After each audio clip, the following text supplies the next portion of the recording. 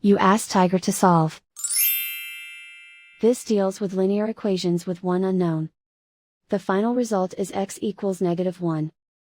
Let's solve it step by step. Simplify the expression.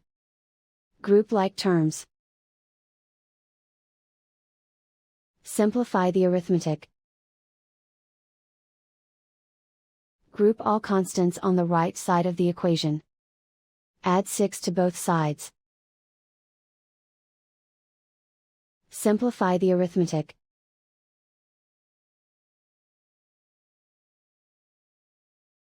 Isolate the x.